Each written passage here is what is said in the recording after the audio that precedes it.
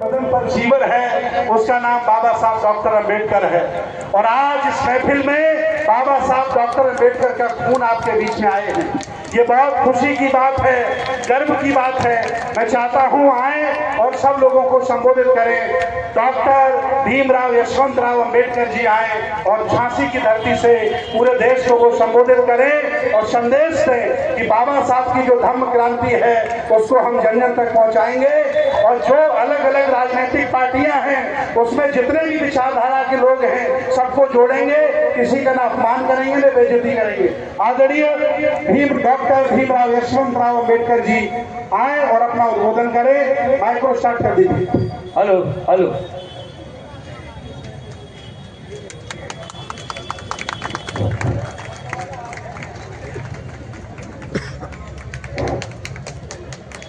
माँ करुणी तथागत भगवान गौतम बुद्ध। आवाज जरा मेरा आवाज।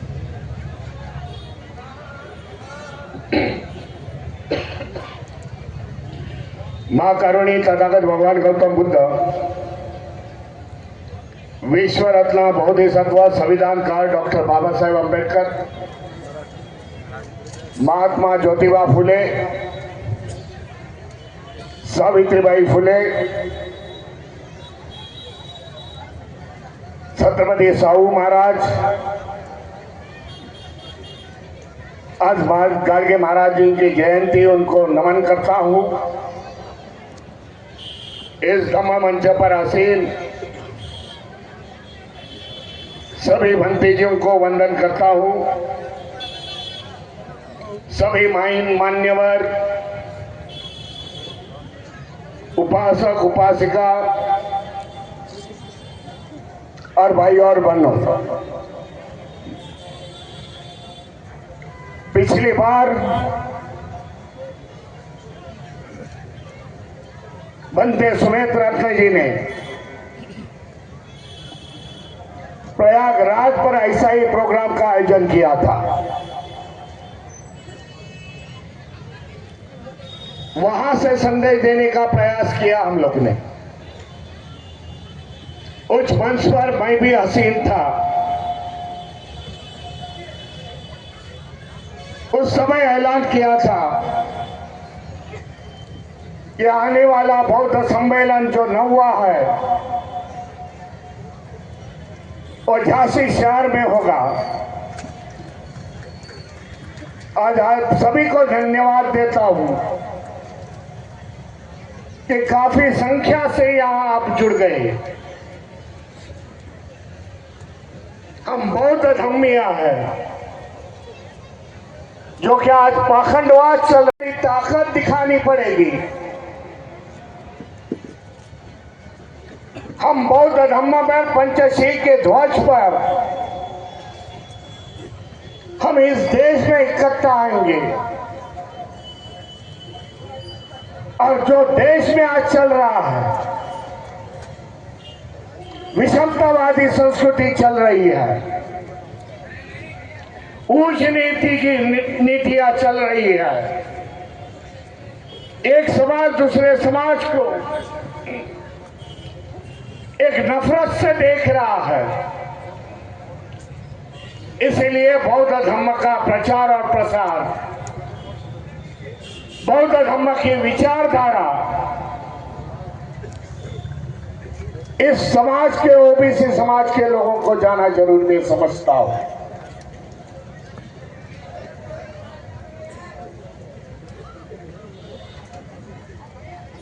क्योंकि आज देखा जाए, जो बाबा साहब ने संविधान के माध्यम से बताया कि आने वाले समय में देश की मार्गदर्शक में देश किस पर चलना चाहिए, देश अपना साइंस पर चलना चाहिए, हमारी नीति विज्ञानवादी होनी चाहिए। लेकिन आज देश में उल्टा चल रहा है। जो बाबा साहब चाहते थे, विज्ञान पर समाज चलना चाहिए, देश चलना चाहिए, आज पाखंडवाद और अंधश्रद्धा पर देश चल रहा है। पूरी दुनिया आज आगे निकल चल रही है, पूरे देश आगे निकल चल रहे हैं, लेकिन हमारी जो चाल है, देश की जो चाल है, वो पीछे पीछे चल रही है। इसके लिए इस प्रकार के बहुत सम्मेलन से हम लोगों को जागरूक करना चाहते हैं, क्योंकि बाबा साहब ने यह धोखा बताया था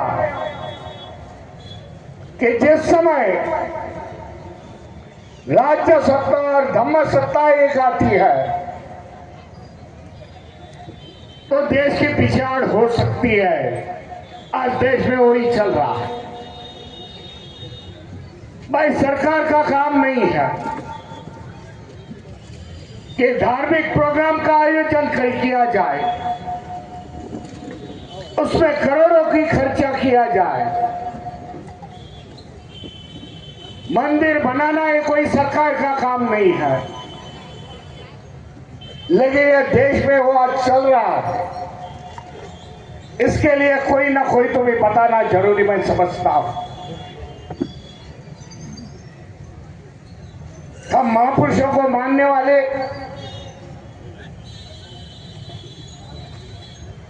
जो बाबा साहब को मानने वाले, बहुजन के महापुरुषों को मानने वाले, आज इस विचारधारा को हम लोग विरोध कर रहे हैं। भाई, देश संविधान पर चलना चाहिए। इसीलिए जहां जहां अम्बेडकरवादी है, और ये विशाल सारों को आज हम लोग विरोध करते हैं। वैसे देखा जाए तो देश में आज डर का और भय का वातावरण है। जो हमारे भाई है माइनॉरिटीज के, जिसमें बौद्ध भी आते हैं, मुस्लिम आते हैं, क्रिश्चियन समाज के आते हैं माइनॉरिटीज में, भय के कारण, डर के कारण वो कुछ बात नहीं कर सकते। लेकिन देखा जाए पूरे देश में अम्बेडकरवादी जो समाज है, ये इनके विचारधारों के विरोध में आज नारेबाजी लगा रहा है, क्योंकि जानता है जो हक और अधिकार बाबा साहब ने हमें संविधान के माध्यम से दिए, वो हमें छीन लेना चाहते हैं। संविधान खत्म होता है तो हमारे हक और अधिकार निकल जाएंगे। इसके लिए आखिरी लड़ाई में समझता हूं, आखिरी लड़ाई हमें लड़नी पड़ेगी और जीतनी पड़ेगी। हमारे लिए नहीं, हमारे आने वाले कौम के लिए, क्योंकि हम जानते हैं कि जो जो बाबा साहब ने आज दिया हुआ है, हमारे आंख के सामने आज वो निकल जा रहा है। आरक्षण खत्म कर रहे हैं, नए नए कानून ला रहे हैं, जिसके माध्यम से आरक्षण अभी खत्म हो जाएगा। सरकारी कंपनियां बेच जा रही है, आरक्षण का कोई मतलब नहीं रहेगा। नई एजुकेशन पॉलिसी देश में आई है, जो हमारे समाज के आज डॉक्टर प्राध्यापक होते हैं, आने वाले समय में जो प्राइवेट स्कूलें होगी, जो इनकी फीस इतनी बढ़ेगी कि हमारे बच्चे वो फी नहीं भर सके। इस प्रकार की नीतियां आज देश में चल रही है। एक बाजू में धम्म सत्ता है, दूसरे बाजू में कायदे, पार्लियामेंट में कायदे बना के हमारे को दबाने की कोशिश चल रही है। इसलिए हम सभी जन इकट्ठा आने की मैं जरूरत समझता हूं। जो धार्मिक माध्यम से हम इकट्ठा आएंगे, ओबीसी समाज को हम लोग इकट्ठा लाएंगे, माइनॉरिटी समाज को हम लोग लाएंगे और इस विचार सरणी को हम लोग विरोध करेंगे।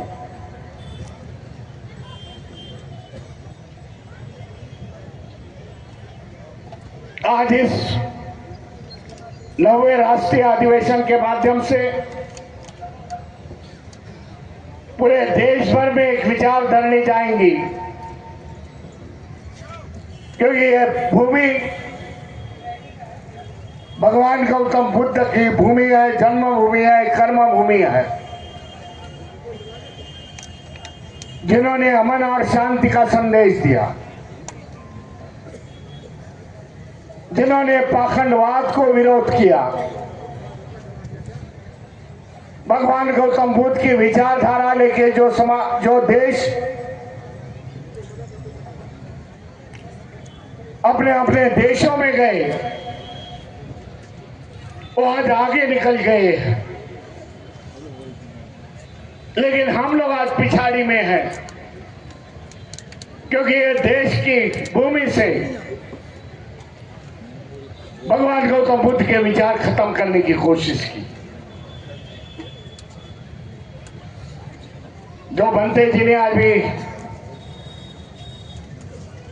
और मौर्य जी ने महात्मा ज्योतिबा फूले के बारे में बताया, जिनके सत्य शोधक समाज 150 साल हो गए, लेकिन दुर्भाग्यपूर्ण है 150 साल होते हुए महात्मा ज्योतिबा फूले की विचारधारा हम लोग खुद नहीं दूर तक नहीं फैला पाए। उसके बाद में आई हुई विचारधारा जो आरएसएस की विचारधारा है, 2027 में उन लोग को 100 साल हो जाएंगे। वो विचारधारा फैल गई है पूरे देश भर में। सभी कूटनीतियां वो आज कर रहे हैं। इसके लिए हमें सत्य शोधक विचार धरने के विचार ओबीसी समाज तक लेके जाने की और महात्मा ज्योतिबा फूले के विचार लोगों में लेके जाने की हमें कोशिश करनी पड़ी। विचारधारों की लड़ाई हमें लड़नी पड़ेगी और यही विचारधारों से जो मनुवादी विचारधारणी है उसका पराजित करना पड़ेगा। मैं धन्यवाद देता हूं। पिछले 4 दिन से मैं साउदर्न स्टेट में था, बातें करते करते आवाज बैठ गया है, इसलिए मैं सभी का धन्यवाद देता हूं। 9वें राष्ट्रीय बौद्ध सम्मेलन के माध्यम से आने वाले समय में भगवान गौतम बुद्ध की विचारधारा इस देश में लेके जाने का, इस विचारधारा अपने में लेके आने का और समाज को दिखाने का काम करना पड़ेगा। इसी बात को मैं अपने वाणी को विराम देता हूँ। नमो बुद्धाय, जय भीम, जय संविधान।